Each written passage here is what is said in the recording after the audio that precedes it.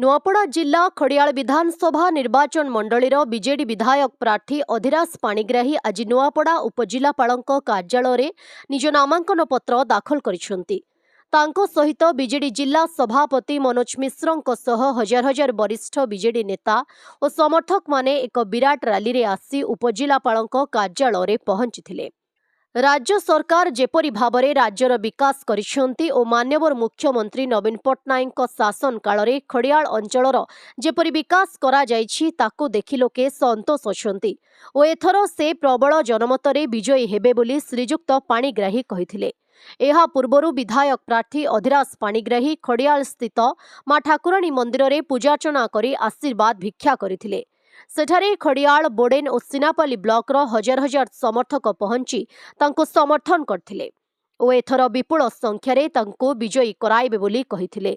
पर एक विराट शोभायात्रा मां ठाकुराणी मंदिर ठारू ब्लॉक छक पर्यंत आयोजित होइथिला।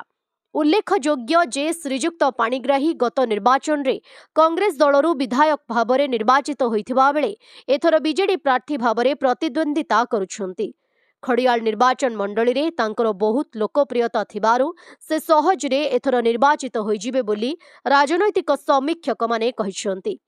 सेहिपरि नुआपड़ा विधानसभा निर्वाचन मंडलीरु स्वाधीन प्रार्थी रूपे भुजबल आड़बंग आज निज नामांकन पत्र दाखल करिसंती। रिटर्निंग अधिकारी जोगेन्द्र माझींकु नामांकन पत्र दाखल करिथिले। एहा तांको एक निशा अटे। ना अछंती समर्थक ना मुंडरे माला। कोमना ब्लॉक मिछापाली ग्रामर भुजबल आड़बंग जड़े दलित नेता रूपे परिचित। गत निर्वाचन रे से नुआपड़ा विधानसभा रे स्वाधीन प्रार्थी रूपे 1113 खंड भोट पाइथिले। चलित निर्वाचन रे पुणी थरे छिड़ा होइछंती। नुआपड़ा जिल्लारू जगन्नाथ सागर रिपोर्ट, ओडिशा हाइलाइट समाचार।